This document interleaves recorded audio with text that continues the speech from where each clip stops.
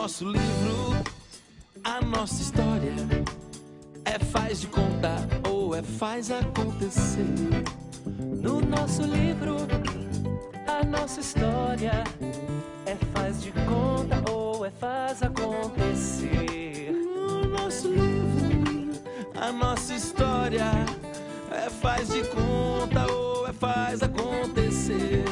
No nosso livro, a nossa história. É faz de conta ou é faz acontecer.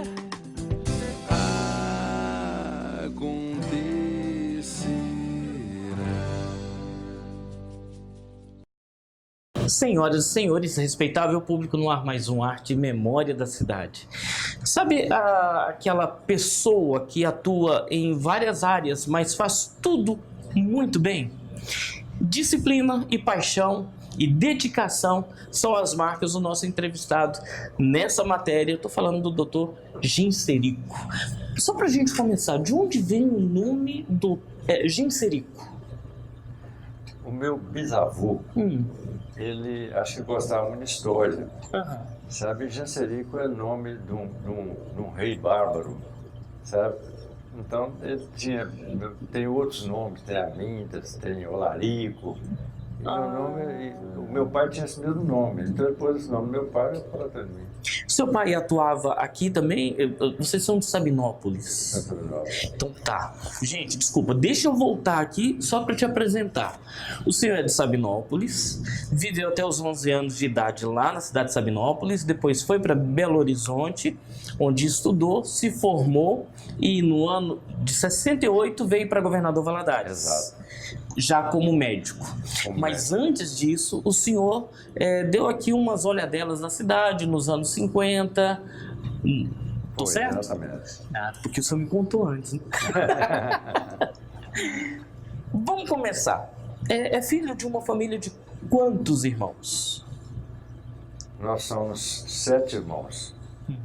Mas atualmente só tem eu e 2 irmãs. 2 irmãs. Eu sou o mais novo da família. Eram 2 homens e 5 mulheres. Como que era essa vida dentro de casa, doutor? De meninos, 2 meninos com 5 meninos? Não, a diferença de idade era muito grande. Quer dizer, praticamente tinha 2 famílias. Sabe? Porque a minha irmã mais velha, ela era mais velha que eu, mais de 20 anos. Então, praticamente, quando eu nasci, ela já tinha saído de casa, já tinha casado. Tá certo. Então, por isso não houve aquela fase em que os 2 se entendem como adolescentes e pré-adolescentes e aquela ciumeira toda não aconteceu. Não. Porque o senhor é o mais novo da família. Sou o mais novo. Então, praticamente, são 2 famílias. Quer dizer, quando eu nasci, minhas 3 irmãs mais velhas já tinham praticamente saído de casa, porque elas tinham casado. Dentro disso, o senhor é tio do deputado Mourão. Do deputado Mourão. Nós somos praticamente da mesma idade. Quase da mesma idade. Gente, que é isso, hein?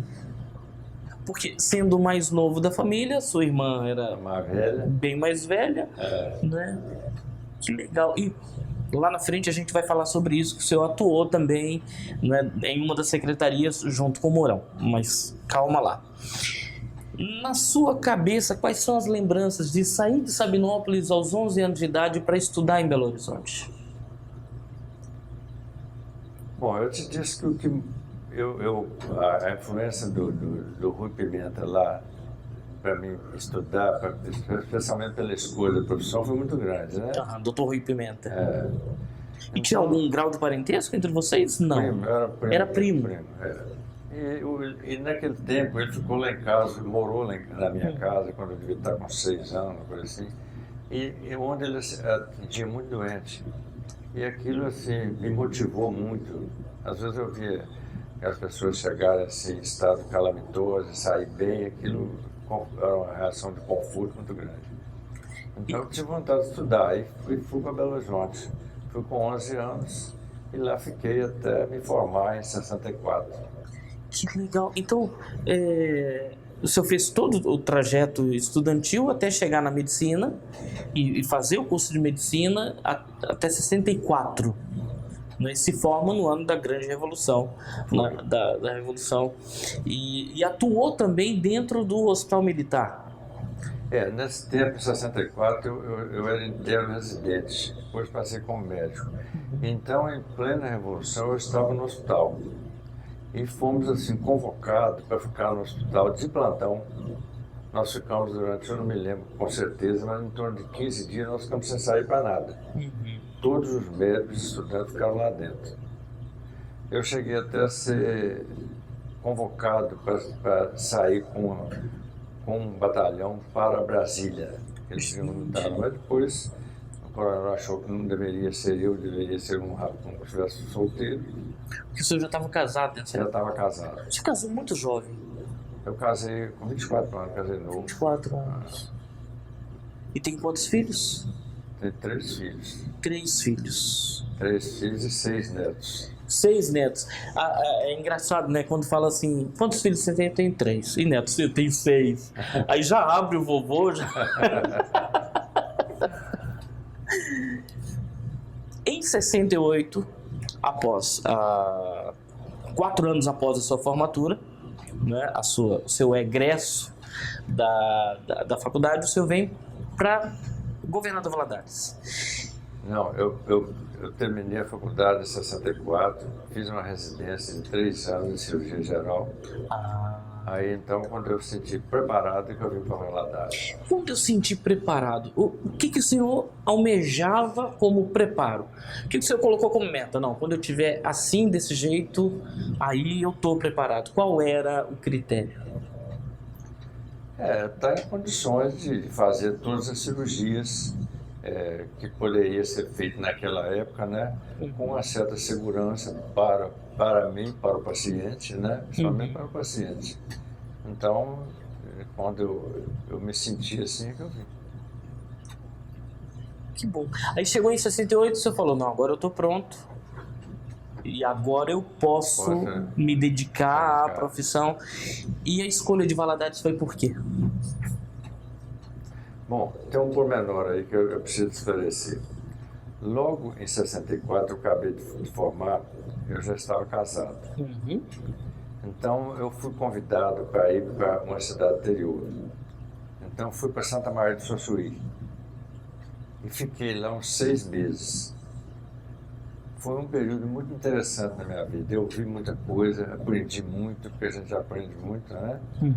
E tive a oportunidade, assim, de crescer depressa demais.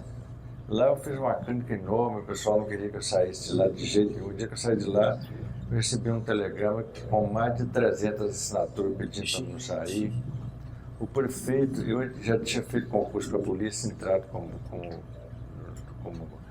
primeiro-tenente médico, então o prefeito fez tanto empenho que ele foi no governador, no tempo era o Magalhães Pinto, mas se podia deixar ele, eu sei que ele é da polícia, deixa ele ficar lá para nós como médico. O Magalhães até ele falou, pode ficar lá 6 meses, então eu fiquei 6 meses. Mas aí eu voltei e eu já tinha visto Valadares, achei uma cidade muito interessante, vi que era uma cidade futura. Mas uma cidade que, para poder ficar, eu teria que me preparar melhor. Eu não podia chegar aqui simplesmente como médico. Eu tinha que chegar com um título de especialista. Então, daí é que eu resolvi fazer a cirurgia. Fiquei 3 anos lá fazendo a cirurgia e vim para cá. Até que eu vim para cá em 68. Então, houve um tempo mesmo de dedicação e preparo para isso. Tá, mas a pergunta mesmo que o senhor tenha passado aqui em Governador Valadares antes, tendo passado por outra cidade antes de vir para cá, qual foi o critério para escolher Valadares? Olha, Valadares, eu acho Valadares uma maravilha, é uma cidade muito bonita. O senhor gosta mesmo de Valadares? Eu parei um dia naquela ponte São Raimundo e fiquei olhando aquele biturume, olhando o rio. Achei que, gente, é uma cidade de futuro. Realmente é uma cidade do futuro, uma cidade que é um centro, né? Onde é que passa pelo menos umas 3 ou 4 rodovias, uma cidade com uma topografia boa. Eu falei, realmente é uma cidade do futuro. Então, me apaixonei logo por Valadares, até hoje eu sou. Até hoje é apaixonado por Valadares? Continua com aquela mesma paixão de até paixão. hoje olhar lá para o Ibituruna e... Eu ganhei o título de cidadão valadarense e eu até fico muito orgulhoso disso, sabe? Mas realmente eu sou muito bairrista. Meus filhos falam assim que eu defendo Valadares até debaixo d'água. Tem gente que fala, doutor, que Valadares não é mais o que era, que perdeu muito. Em termos de composição ambiental, o Ibituruna está aí, né? O rio continua aí, mas bem castigadinho. Mas aquela terra da oportunidade já não é mais a mesma. Eu acho que Valadares não perdeu. Valadares deixou de ganhar, igual as outras todas, é diferente. Porque Ipatinga, por exemplo, ganhou as Minas, né, que fez e Valadares, infelizmente, não pegou indústria nenhuma, né? E uma cidade viver sem uma indústria realmente é difícil. Complicado. Né? Mas ela não perdeu a beleza, não perdeu a hospitalidade do povo, não perdeu o geocentro, né? Como é. Então Você acha que Valadares deixou de ganhar? Deixou de ganhar. Apaixonadão mesmo, né? Não admite a gente falar da cidade de jeito nenhum. Valadares também era uma cidade que atraía o olhar político nacional com muita facilidade. Presidentes vinham aqui constantemente, né? E isso deixou de acontecer, não é verdade? Porque Valadares já foi, acho que a terceira ou quarta cidade de número de habitantes. Nem político olha muito esse negócio de número de habitantes.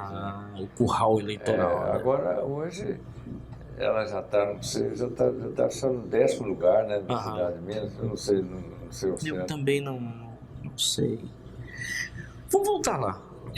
Você estudou no colégio no Santo Antônio, fez o científico superior e fez medicina no Faculdade de Medicina da Universidade de Minas Gerais. Universidade de Minas Gerais. Chegando em Valadares em 68, qual foi sua impressão? Eu sei que como apaixonado, o senhor já chegou, é uma cidade de oportunidades, coisa e tal. Mas a realidade correspondia a essa paixão toda? Sim. Eu achei que todas as minhas expectativas foram certas. Eu achei que correspondia a tudo aquilo que eu queria. Que bom, que bom. Vamos fazer o seguinte, vamos dar uma paradinha e a gente volta no próximo bloco para a gente continuar falando da sua paixão por Valadares e do seu estabelecimento agora como médico. Vamos falar um pouquinho sobre os hospitais, sobre médicos e sobre algumas outras situações que a gente vai caminhando aqui, tá bom? Vamos dar uma paradinha aqui no Arte Memória da Cidade. Daqui a pouco a gente está de volta. Não sai daí, porque tem muito mais informação aqui do Dr. Genserico.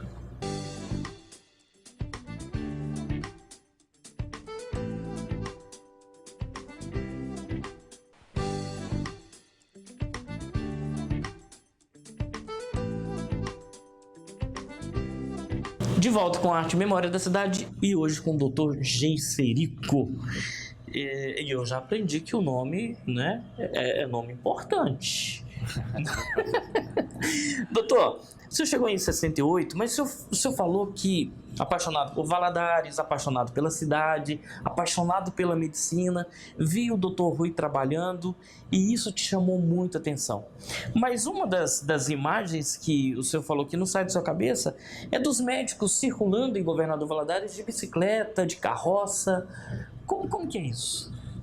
Eu não tinha formado ainda. Eu vim aqui passear na década de 50, 60 e fiquei na casa do Rui Pimenta. Eu me lembro dele sair para atender chamadas de bicicleta, levando a maletazinha da bicicleta para atender chamadas, entendeu?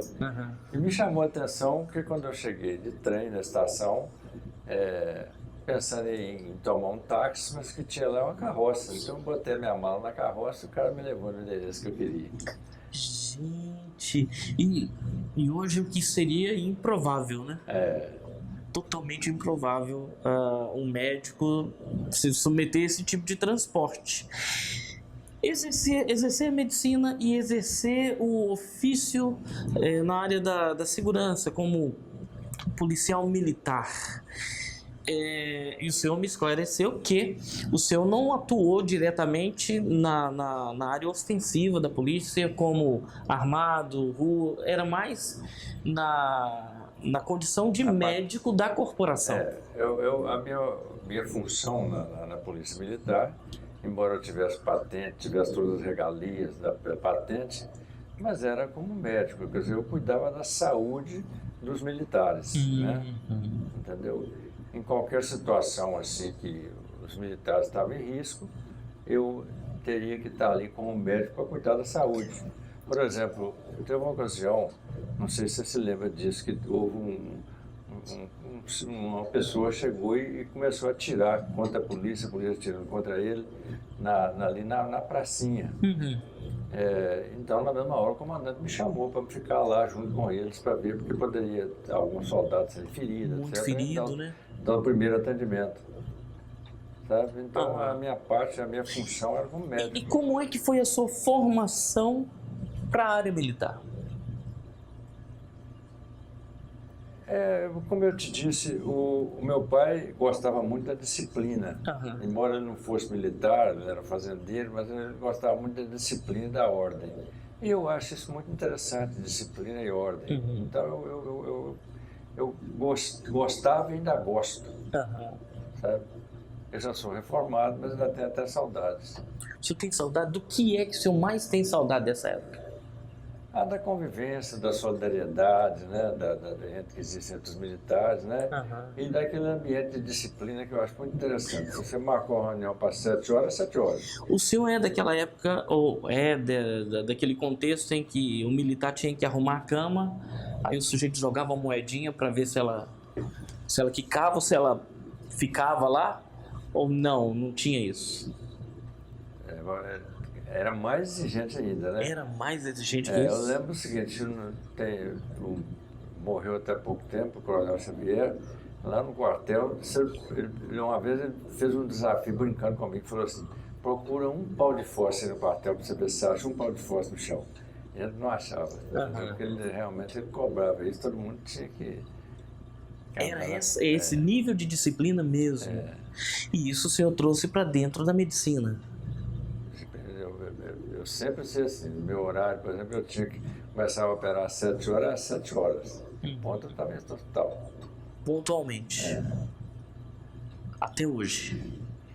Hoje, como eu te falei, temos mais ou menos uns 8 anos que eu parei de fazer grandes cirurgias, né? Mas ainda assim mantém uma agenda de estar no hospital, todo dia. De clinicar, de atender. Ok. 20 médicos, Valadares, carroça, precariedade, bicicleta. E o senhor chegou a ser secretário de saúde no tempo do seu sobrinho, José Bonifácio Mourão. Né? Foi fluente ou foi difícil para atender o apelo para ser secretário? Quer dizer, para ser inserido na vida política, foi fácil para o senhor? Não. Ou exercer? Sinceramente, não foi fácil. Eu não queria de forma nenhuma. Mas ele falou comigo, você vai, ele ficou insistindo muito, então eu resolvi ir. Mas realmente eu não tenho nenhuma tendência para queda política. Entendeu? Eu tinha dificuldade para exercer o papel de político, sabe? E era exigido que esse papel fosse cumprido ou no exercício da sua função como secretário? Ele não me cobrava isso. A momento nenhum não me cobrou, insistiu demais para que eu não saísse, sabe? Mas eu mesmo eu não sentia bem, porque na política é diferente da vida real. Na vida real é o seguinte, você faz aquilo que você acha que está certo, seja ela para A, B ou C. Agora a política é diferente, quer dizer, eles pensam o seguinte, não, vou fazer para A porque foi A que me apoiou, vou deixar de fazer para B porque foi B adversário. Isso aí não Cai na cabeça. não aceitava bem, entendeu? Porque isso é para fazer para alguém, é para fazer para todo mundo. Então, político você não era mesmo. Você não era politiqueiro, você era político de verdade. Né? Que era para atender o povo, não era para atender aquele grupinho a que era dedicada àquela situação. Mas o senhor foi secretário da Saúde por 2 mandatos. Foi Ainda 2 mandatos. existiu mais um. Esse mandato é o seguinte, às vezes chegava um vereador e falava, ô doutor, o senhor precisa fazer isso para fulano e tal, precisa arrumar um emprego para ele. Eu falei assim, mas escuta, vem cá, para essa função, tem outros candidatos aqui que estão muito mais em condições.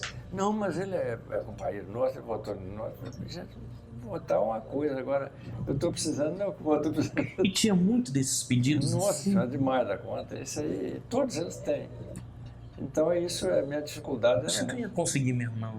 Hein? Eu não ia conseguir mesmo. Não. Ficar no contexto. Cheguei à conclusão que eu não tinha mesmo aptidão para aquilo. Mas eu acho que deu para a gente fazer muita coisa. Essa policlínica foi eu que fiz, o prédio da policlínica. O Rui Pimenta foi eu que abri, entendeu? E foi uma homenagem sua ao Dr. Rui? Foi, homenagem ao Dr. Rui. Quem criou o programa de saúde da família, que fui eu. Durante o mandato do Mourão, nós criamos no primeiro mandato 20 e tantos programas, do segundo mais 12 ou 13. Então o programa de saúde da família foi criado por mim. Os PSFs, foi dessa época também? O PSF, Programa de Saúde da Família. É o primeiro PSF, os 12 primeiros PSF eu fiz no primeiro ano de gestão do Mourão. E depois mais 12, e no segundo mandato nós chegamos aos 40. E hoje são quantos, você tem ideia? Não sei, hoje eu já perdi o número, mas eu não devo ultrapassar muito isso não. Mas, além de secretário da Saúde, o segundo mandato o senhor não foi até o final, né? Não, fiquei 2 anos. Aí o senhor renunciou, entregou, falou, gente, eu não aguento mais. Eu falei exatamente isso. Eu não vou sair, não vou sair. Saí. O que era mais doloroso? Responde se quiser. Ver essa situação toda do ponto de vista do médico ou do ponto de vista do militar? Em termos de disciplina, de vida correta, o que doía mais? Com essas exigências, com esse toma lá da cá, encarar isso tudo? Olha, isso, toda vez que você faz uma coisa que seu coração não manda você fazer, te machuca, né? Você não gosta de fazer. Na realidade, eu não fazia muito, não. Mas eu nunca fui cobrado por isso também, não. Se eu falar isso, eu estou sendo injusto com o Mourão. Ele nunca me cobrou isso, não. A própria vida política que encaminhava para... Exato. Agora, eu acho que tem pessoas para cada coisa, né? Cada pessoa tem uma aptidão para uma coisa. Eu acho que essa nunca foi mesmo. Mas é duro saber que o sistema é assim há muito tempo, né? Mas vamos para frente. Além de secretário da Saúde, o senhor foi também presidente da Associação Médica por 2 anos. Foi sim. Eu fui presidente da Associação Médica por 2 anos. Fui presidente do Conselho Científico durante uns 4 ou 5 mandatos, entendeu? E eu me envolvi muito com essa parte de jornadas, congressos, quer dizer, para aperfeiçoar cada vez mais a atualização. Me preocupava muito isso, principalmente no início da minha carreira. Sabe? A carreira médica, ela depende de uma atualização muito frequente, né? Ainda mais naquela época, que hoje com a internet você já tem mais facilidade, mas nesse tempo não tinha tanta facilidade. Você tinha que se deslocar para os grandes congressos. Você tinha que trazer colegas aqui com alguma experiência, para passar a experiência para a gente. Né? Você falou do Dr. Rui Pimenta, ele foi muito importante para o contexto de Valadares, né? Para o contexto da saúde em Valadares. Eu acho sim, que ele marcou bem Valadares. E ele saiu daí, ele era um cara de valor, tanto que ele saiu daqui e foi para para Belo Horizonte e entrou na faculdade como professor. Como professor direto lá. Ele saiu daqui, foi para os Estados Unidos, ficou uns tempos lá professor, depois voltou como professor da faculdade. E como te ocorreu colocar o nome lá daquele... do Rui Pimenta lá? Bom, eu acabei de fundar o Rui Pimenta, né? Então levei para o Mourão, que era o prefeito. Falei, o prefeito, aqui tem sugestão de 3 nomes. Fulano, fulano, fulano, não vou falar os outros não, né? Aí o Mourão falou, não tem dúvida nenhuma, é o Rui Pimenta. Ele falou logo. Põe o nome de Rui Pimenta. E veio a calhar, né? Por causa da sua influência, desde a infância, né? Por causa da sua admiração e por causa do legado dele. E ele conhecia bem o Rui Pimenta, conhecia o Mourão, conhecia bem, né? Conhecia o irmão dele, que era o Luiz Pimenta, foi reitor da faculdade, foi ministro. O Mourão, quando chegou aqui, no mandato dele, ele enfrentou situações muito agressivas, né? De problemas climáticos, enchentes e uma situação toda assim que saiu ao controle e ele teve que atuar. O senhor estava nesse contexto também ou não? De certo modo, sim. O Mourão, ele foi vice, ele era, não sei se foi vice do Sebastião Mendes de Barros. Também choveu muito na época que o Sebastião Mendes de Barros era prefeito aqui. E a maioria das ruas não eram calçadas. Então fazia aquele barro, o cara fazia aquelas coisas, tanto que eles até puseram, o povo pôs apelido nele de Barrão, né? Por causa de que tinha barro todo canto. E nesse tempo, eu não sei se o Mourão era vice dele ou se era procurador. Eu não, uma das duas coisas, sabe? Então, o povo estava cobrando muito, porque realmente tinha ruas aí que você nem entrava. Era a minha rua, por exemplo, custava entrar de carro lá. Você morava em que rua? A rua Avenida Mucuri. Avenida Mucuri, lá na... até hoje. Até hoje você mora lá? Eu moro lá. Quase que a gente foi vizinho lá da nossa agência. Vamos dar mais uma paradinha, só para dar uma respirada? Pode ser? Pode. Então, gente, mais uma paradinha aqui no Arte e Memória da Cidade. Daqui a pouco a gente volta com mais Dr. Genserico, tá bom?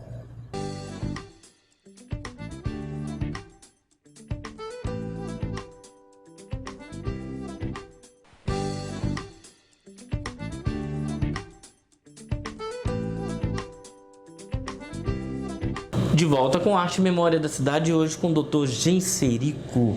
Doutor, o senhor é um dos sócios aqui do Hospital Nossa Senhora das Graças. Como é que foi o seu ingresso nesse contexto como um dos donos do hospital? Quando eu cheguei para aqui, eu não era sócio de nada. Comecei a trabalhar aqui junto com o Delfino e... Com o evoluir das coisas, eu comprei uma quantidade de cotas pequena. Depois, nós fizemos uma reunião e resolvemos igualar as cotas para todos. Então, nós igualamos as cotas, ampliamos o hospital. Agora, no início, a gente teve várias dificuldades, mas a gente lutava para fazer tudo de toda maneira. Eu me lembro que teve uma época que nós estávamos querendo fazer um tipo de cirurgia nova, que aqui dava demais citosoma maçônica. Então tinha uma filtração de citosoma maçônica, nós vimos isso lá na Bahia que ia fazer aqui. Então construímos aqui um centro cirúrgico para cachorro, começamos fazendo várias operações de cachorro aqui e depois estendemos essa operação em ser humano também, fizemos alguns casos que até publicamos. Foi eu, o Luiz Cláudio Pitanga, o Delfino Simões e o Lima Filho. Nós 4, sabe? E depois a coisa foi evoluindo, o hospital foi melhorando, foi chegando mais especialistas, cada um no seu setor. O hospital não começou aqui. nesse local que a gente está? Não, o hospital começou aí de lado onde funciona hoje a hemodiálise.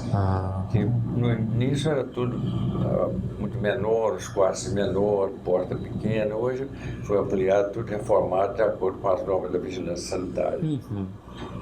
E qual foi a grande dificuldade enfrentada nesse início? Bom, a maior dificuldade de tudo é sempre o dinheiro, né? Porque cada vez mais é menos dinheiro que é jogado na saúde, né? E cada vez mais as cobranças para exercer a saúde. Você tem que ter algumas coisas que sempre geram despesas. Né? E isso então está dificultando cada vez mais. E o número de hospitais que tem fechado no Brasil é muito grande, né? Há pouco tempo eu estava lendo um artigo que toda semana fecha um hospital no Brasil. Nossa. O que é alarmante, né? E os que não estão fechados estão endividados. Quando eu cheguei para aqui, em 68, eu tinha 6 hospitais. Acho que hoje não tem 6 mais. O senhor falava do Santa Serafim. Como que é? Tinha aqui a maternidade Dom Serafim. Dom Serafim. Foi fechada. Tinha o Hospital São Vicente de Paulo. Tinha o Hospital São Lucas. Tinha o Hospital do Modado, que é Santa Terezinha, que foi fechado também. Né? Pois é, eu acho que o mais recente foi o Santa Terezinha, Santa Terezinha, mais recente. A Unimed só mudou de lugar, né? E a situação toda. Até hoje, hoje em dia, o senhor não é mais sócio no hospital, o senhor vendeu a sua parte.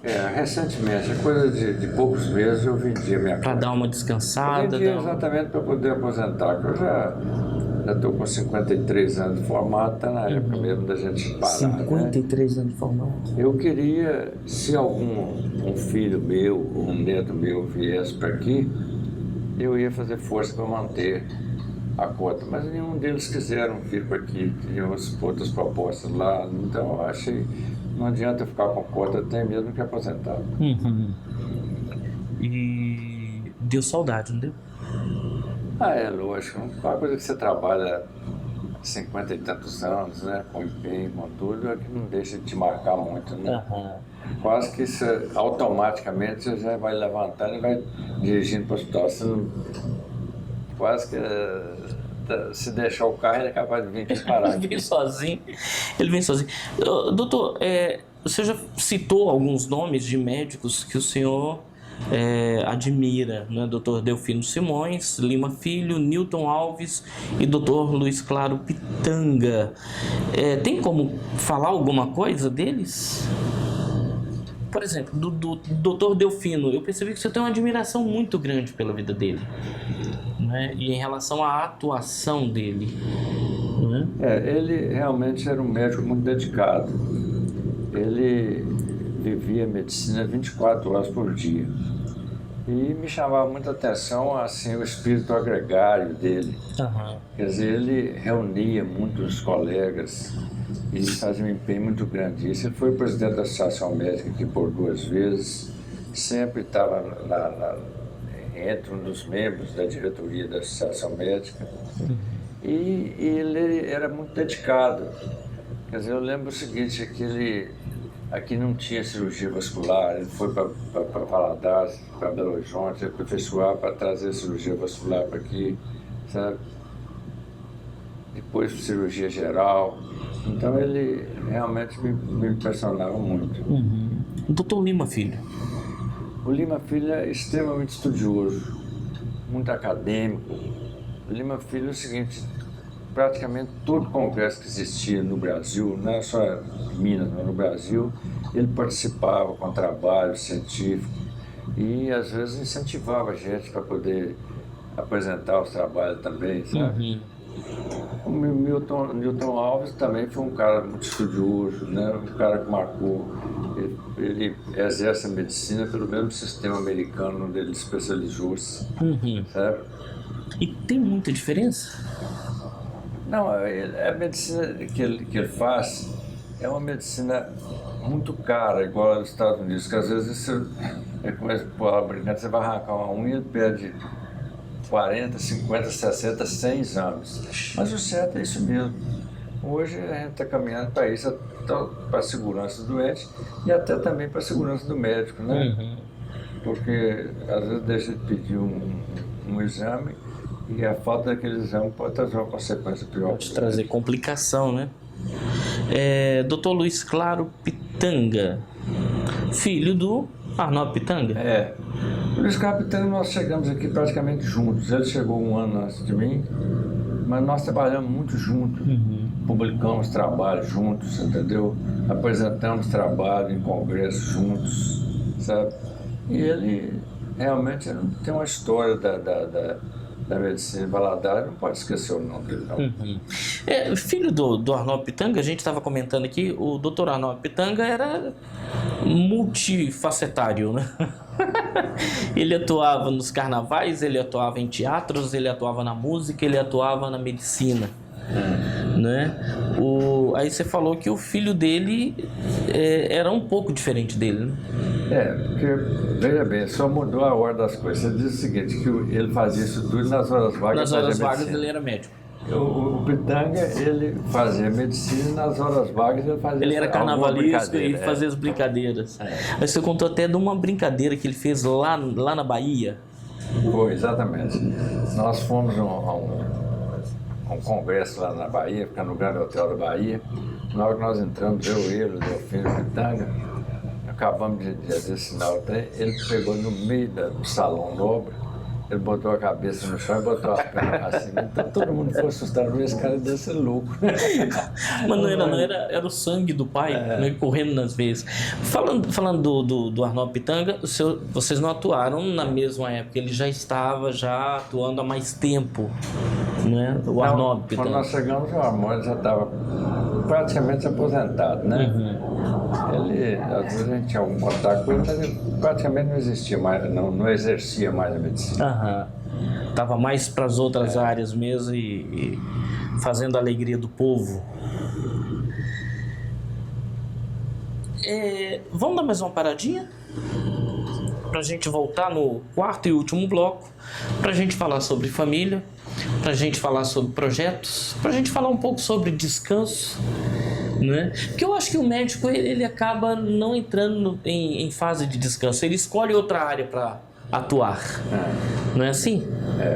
Antes da gente ir pro bloco lá para o intervalo, isso aqui é a foto são as fotos da sua turma de faculdade. E isso eu chamava atenção por fato de que havia poucas mulheres na turma, né? Exato. Porque hoje a maioria dos médicos na turma, a maioria é mulher. No meu tempo era uma minoria. Minha turma era de 60 alunos, devia ter umas 5 ou 6 mulheres só. Né? Eu estava te mostrando, me chamou a atenção aqui, que um dos professores meu foi até homenageado na minha turma. Por coincidência, ele foi professor do meu filho, que é médico também, e foi professor agora da minha neta, que formou agora esse ano. Pegou 3 gerações assim. 3 gerações. Ele é praticamente o Highlander, né? Ele sobreviveu a todas as 3 gerações. Porque ele deve ter começado muito jovem, né? Muito jovem. E parece que até hoje ele é muito querido. Diz que ele está com 90 e tantos anos. É mesmo? Ele sobe da aula no 6º ou 7º andar, não pega elevador, sobe a escada para dar essa aula. Gente do céu. Tá aí a sua turma. Pra mim é uma turma grande, né? Porque eu tô acostumado em turmas pequenas. A minha turma aqui de publicidade na Univale já era grande, era 45, 46 pessoas. Eu já achava grande, então... Não, mas hoje a turma que forma é 100, 200. Que legal. Mais uma paradinha pra gente voltar ao quarto bloco? Quarto e último bloco vem aí. Esse é o terceiro bloco. Você não pode sair daí porque tem muito mais aqui com o Dr. Genserico, tá bom?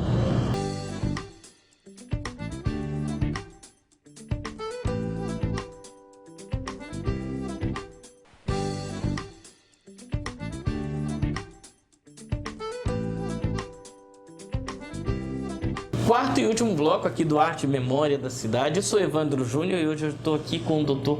Genserico, que já está contando aqui muito da sua vida. Quando eu falo assim, muito da sua vida, é mentira. Está contando pouco, né? Porque a vida é muita coisa, muita coisa. São 53 anos dedicados à medicina. E agora está pensando em quê? Pendurar o bisturi? Não. Dar uma descansada? Olha, é difícil para a gente que está acostumado com a vida muito agitada assim, você parar de uma vez. É lógico. Entendeu? Se você for mexer com outras coisas, por exemplo, eu tenho uma terrinha aqui em Giricalda que eu gosto muito de fazer, eu vou lá de vez em quando, estou indo cada vez mais frequente lá. Mas só lá a gente ainda sente um tédio muito grande. Você tem que estar acostumado com essa vida muito agitada. Eu, por exemplo, eu tinha um batalhão para atender, tinha consultório, etc. Então lá fica muito monótono. Mas eu acho que agora já está na época de eu deixar isso aqui e ficar só lá. Quando você fala assim, eu tinha um batalhão para atender, você veio parando gradativamente? Já parou? Como que é? Tem mais ou menos uns 8 anos que eu parei de fazer grandes cirurgias, né? No batalhão também? Parei.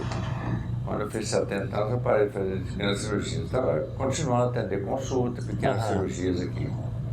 Agora, a minha intenção é parar definitivo e ficar só na fazenda. E você falou que vai ter que ter um trabalho especial psicológico para... tem que me preparar psicologicamente para isso, porque senão vai dar muito tédio, porque a minha vida é muito agitada. Mas tem que pensar o seguinte, a Terra é grande, razoavelmente grande, tem muita coisa para você se ocupar daqui para frente também, né? Mas eu imagino que deve ser, assim, doloroso, né? Depois de uma rotina tão intensa, tão grande, dar uma parada assim é emocionalmente doloroso.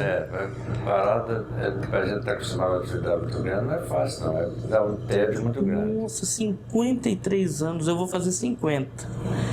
E aí eu fico pensando... 50 de idade, né? De idade, né? E você tem 53 de profissão. Nossa, isso está muito bem. O senhor tem uma vantagem muito grande que fisicamente o senhor está bem, animicamente o senhor está bem, né? Então isso te dá fôlego para trabalhar com outras coisas, alegria, né? Disposição. E Deus vai abençoar muito que você vai ter um tempo legal aí, mas eu desejo que o senhor continue atuando mais ainda assim no hospital e cuidando de muita gente. O senhor tem 3 filhos. Um é médico, outro bioquímica e um advogado? Exato. O médico atua em que área? E como é o nome dele? Roberto Pimenta Barroso. Ele mora em Belo Horizonte, ele mexe com infertilidade. A bioquímica? E ultrassom também. Com diagnóstico por imagem, né? A bioquímica? Bioquímica é dono desse laboratório Lab aqui Como que é o nome dela? Carla França Barroso. Você é o pai da Carla? Sou. Gente, você conhece a Carla? Eu já fui atrás dela várias vezes e não consegui conversar com ela, porque a minha agência de publicidade é pertinho do laboratório, que eu estou em cima ali do instituto do Dr. Walid. Sei. Né, atravessando a rua. Eu já passei lá umas 300 vezes procurando a Carla pra gente conversar e eu não encontrei. E tem um advogado também, como que ele se chama? Advogada Daniele. Advogada Daniele França Barroso. Que legal. E atua aqui mesmo em Valadares? Valadares. Então, dos filhos, 2 estão aqui e o médico está em Belo Horizonte. Cirurgião geral, o senhor já comentou isso, o conselho do seu professor de parar aos 70 anos, e o senhor parou as grandes cirurgias, obedeceu ao conselho dele, né? Quem conheceu bem o Célio era tudo dele era feito com estudo, etc. Ele falou que leu vários artigos.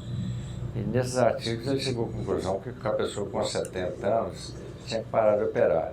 Como a cirurgia é um negócio que exige muito habilidade, então o certo para bem do doente é que você parasse. Então ele nos aconselhava a parar. Foi até cerimonioso essa reunião, ele fez e chamou os residentes todos dele. Então tinha residente do Brasil inteiro. Eu via gente do Brasil inteiro fazer residência com ele. Ele fez uma missa, depois fez essa palestra para nós. Então, quando fiz 70 anos, eu resolvi seguir o conselho. E foi produtivo para o senhor? Eu acredito que sim. Não interferiu tanto? Não. Eu continuei fazendo outras coisas, então não. Foi substituindo? Foi devagarzinho. Eu te fiz uma pergunta, aí o senhor riu. O senhor nunca pensou em ser locutor de rádio? Não. Porque tem uma voz boa, né? Impostada, assim, fala.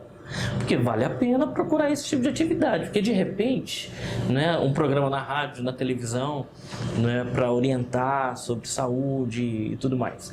Governador Valadares, e a história de Governador Valadares, abraça e abarca situações na área da saúde muito relevantes. O CESP, né, foi uma iniciativa, eu creio que norte-americana, em Governador Valadares, que marcou muito. Né? O senhor tem notícias do CESP? O senhor teve algum contato com essa iniciativa? Muito pouco contato. Quando eu cheguei, já estava numa fase assim já sendo substituída pela assistência médica já na local. Mas não tem a menor dúvida que parece um serviço muito grande. Certo? O senhor é apaixonado por Governador Valadares e a gente vai chegando aí, daqui uns dias a gente está comemorando o aniversário da cidade, né? E eu tenho certeza que, como apaixonado, o senhor tem desejo de que a cidade volte aos trilhos de algumas coisas boas que aconteciam. E abandone algumas coisas ruins, né, que estejam acontecendo. Política a corrupção na política, desastres ambientais, situações de violência, tudo isso marca e marca muito. Qual é a Governador Valadares com a qual o Dr. Gesserico sonha? Olha, existe um projeto aí que parece já bem adiantado, que Valadares entra para a Sudene. Então, essa é uma grande esperança que a gente tem, porque entrando para a Sudene, eu acredito que várias fábricas, né, podem vir para aqui. Então, eu acho que vai alavancar muito a economia da cidade, sabe? Porque nós temos tudo, temos beleza, temos localidade, tudo. Falta exatamente fábricas para poder dar emprego pessoal e trazer dinheiro para a cidade, sabe? Eu tenho esperança, acho que essa talvez seja a nossa grande esperança, que isso que esse ingresso na Sudene se concretize de maneira total, né? E isso possa redundar. Eu acho que essas empresas, essas grandes empresas, elas procuram o lugar onde que tem a Sudene, porque elas pagam um imposto menor, compram melhor, tem mais facilidade para arranjar dinheiro a juros mais baixos. Então, sem dúvida nenhuma, você pode olhar para você ver a cidade que pertence a Sudene, elas cresceram muito mais do que o Governador Valadares. Porque acabam recebendo um fomento muito grande, né? Em áreas que outras cidades acabam não recebendo. O senhor é morador da ilha. Há quanto tempo? A ilha já tem quase esse tempo todo do Valadares. Eu comprei aquela casa lá naquele mesmo lugar há mais de 50 anos. Há mais de 50 anos, usufruindo da beleza da ilha, mas também sofrendo com as enchentes. Pois na enchente ocorreu até uma coisa muito interessante. Em 79,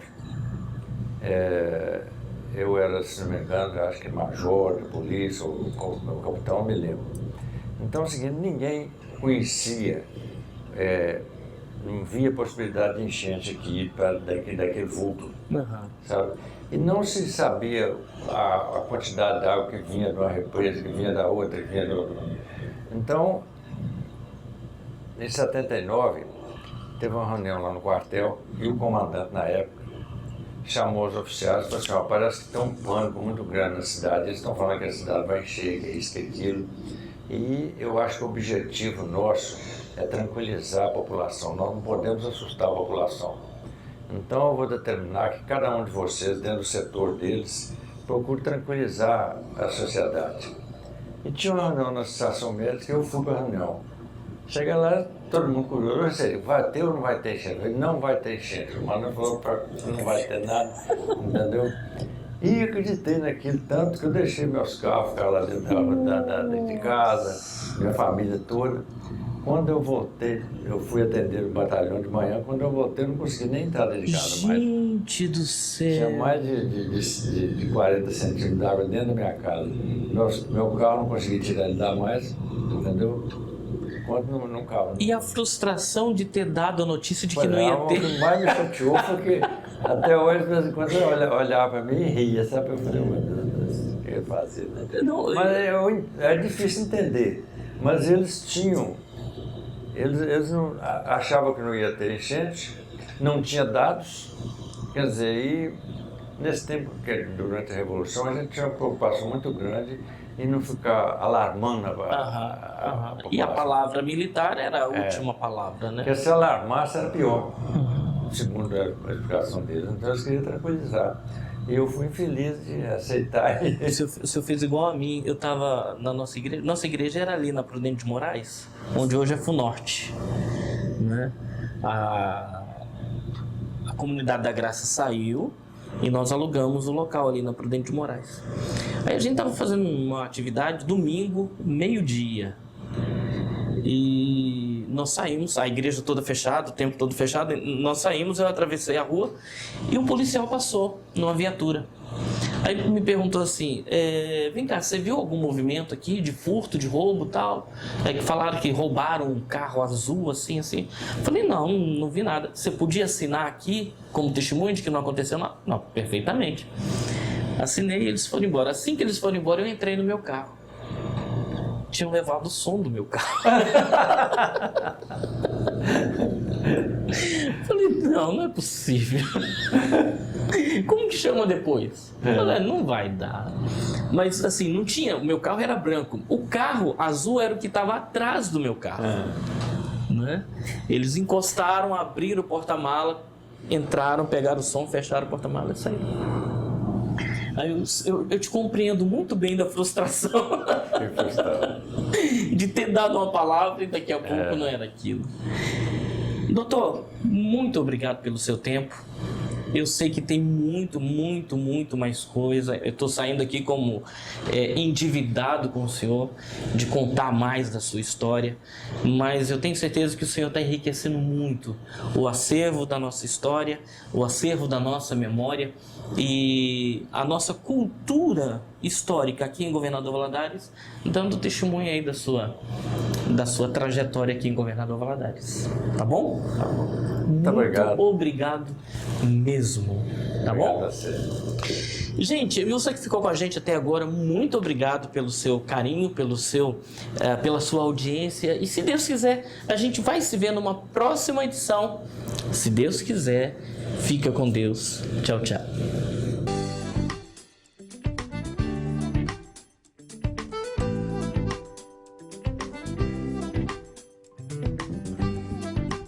No nosso livro, a nossa história faz de conta ou faz acontecer. No nosso livro, a nossa história faz de conta ou faz acontecer. No nosso livro, a nossa história faz de conta ou faz acontecer. No nosso livro, a nossa história faz de conta ou faz acontecer.